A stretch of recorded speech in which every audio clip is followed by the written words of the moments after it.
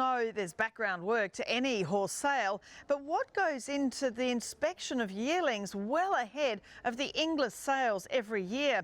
I caught up with Chris Russell at Kingstar Farm having a look at some weanlings heading for the Inglis Sales ring in 2023.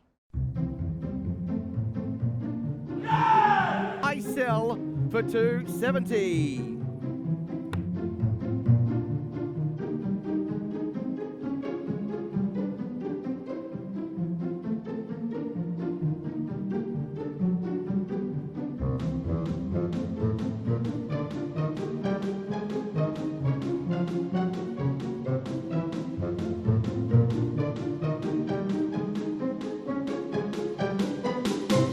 Rusty, it's great seeing the Inglis team out here. We're at Kingstar Farm. We've been watching you having a look at some of their yearlings. It's quite a process, isn't it, for you guys, you know, throughout the year heading towards the next round of yearling sales to see which horses go where? Yeah, it's a long process. We're back on the hamster wheel, I suppose, this year.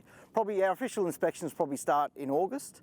You know, we'll see probably in excess of 4,000 yearlings for the year amongst the team here and the Victorian team as well. So we cover a lot of kilometres and yeah, we're in the thick of it at the moment. 4,000, and how many of you are there in the Bloodstock team that have to get through that number? Between the New South Wales team and the Victorian Bloodstock team, there's probably about 10 of us that have get out and do the inspections. Look, we'll break off into teams of 2 or 3 and visit all the farms, and as I said, covering a lot of country at the moment, but it's a really enjoyable part of the job. Yeah, there's a lot of banter that goes with it, isn't there? Yeah, of course. Yeah, you like to interact with the vendors and you know, talk about horses that you've sold for them the years previous and good results they've had, and horses you liked and didn't like that might have gone on to do things. So it's always a bit of fun. It's a great part of our job. We're not tied to a desk all the time. We get to go out and see different people and see the farms and nice horses and new stock. It's an industry that's always reinventing. How do you assess when you're looking at these horses? They're all wet and muddy, you know, there's been a lot of rain around, or, you know, last time I think there was blowing a gale in the dust. What are you assessing in particular? You obviously know pedigree, you have that in front of you on iPads, etc. And then obviously the physical type. I mean, what can you glean from looking at these woolly babies in a paddock? Yeah, I mean, look, people ask that question a lot. It's not dissimilar, I suppose, to looking at a human. You know sort of who's going to be athletic and who's not. You know, I'd be more athletic than Sebastian, for example. So it's not dissimilar looking at horses. Most of the farms are very accommodating. They catch and lead the stock for us. We look at their pedigrees. We probably don't have them in front of them when we do. We like to assess them on type, and then we couple that up with the pedigree later. But general structure, natural muscle, bone, if their legs are correct, you know, quality in a horse, how they move, pretty much anything that trainers and agents look for at a sale, we try and get a good overview of them in the paddock. Right, so you're not actually looking at the pedigree, you actually are just looking purely at the type when you're out here? Yeah, purely type. Look, we may have glanced at the pedigree before we've come, but it's purely type, and then we'll sit down as a team at night and go over the horses again, then look at their pedigrees and sort of select what sale we think they'd be best suited for. Yeah, and how much of a debate is there? I mean, I guess, a lot of the very professional farms, and everything is becoming more professional, I guess, in the industry as everything evolves, but how much debate is there where you think a horse is particularly suited to a sale or a lesser sale maybe that someone thinks that horse should go to? The most important thing is the rapport that we've built with clients, and you get to know, we see these horses a moment in time. They see them all day, every day.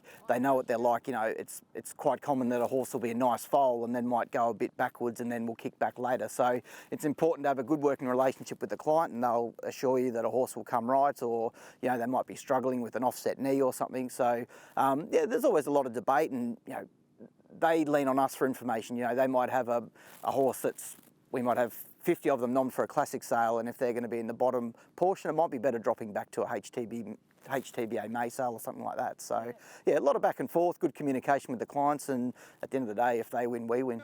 Yeah, that's what it's all about. I mean, these vendors are your clients. You are wanting the best result for them. Correct, yeah, and that's probably a great part of the job, is when you place the horse in the right sale, get a great result, they're happy or their owner's happy, and hopefully the horse goes on and wins great races. And then the debate that goes on within the Inglis team. I mean, you all actually put a score down for each yearling, don't you, as well? Yeah, we will. We'll sit down, everyone will have an individual score in the paddock, then we'll sit down at night, compare, if someone's a bit lower, it's why were you lower, and it might be something else that the rest of the team can live with, sort of thing, or the agents and buyers will be happy to live with that at a sale. So a lot of debate, and then you've got to weigh them up. As I said, we get a lot of entries. Stallions cover such big books now, so you get a lot of entries by certain stallions, weighing up which ones are going to be better suited to the sale and that sort of thing. And look, it's a lot of toing and froing, but the catalogue comes together, and we send our acceptances at the end of September and fight for the good ones from there. And how the Kingstar horses looking at, because they have a range, so they go from extreme choices, of course, with Matthew Samlin being a shareholder of Newgate, to some horses that are probably a bit more breed to race type horses that might not even make a sale. Yeah, correct. Look, we looked at a lot of extreme choice, a lot comparable to what his book is. There were 4 or 5 extreme choices here that we saw. The first United Conquers, they're really nice horses, puts a lot of strength into them. Got representatives of Cosmic Force, of course, through the Newgate connection, and still the odd Bull Point thrown in as well, which they're happy to aim them sort of for a highway session or for the HTBA May sale. So it's all ranges here, but the horses look great. The country looks great, obviously green with the rain we've had, and it's always an enjoyable stop, Kingstar. And it's all about getting that fall of the hammer, isn't it, no matter what sale it is? Exactly. I mean, Adam knows that. They've had great results at the HTBA sale over the years, so they're happy to drop a few back into that and be top of the tree, and they get well paid for it. So he's very realistic with his stock. He knows where they're best suited, and he's a pleasure to deal with. So it's all heading towards again another bumper selling season for Inglis in 2023. It is. Prize money keeps going up, which has got great confidence in the market. The sales have been going strong, so and we're seeing great yearlings around the place. So across every yearling sale there'll be quality catalogues, and looking forward to the new year to start to sell them.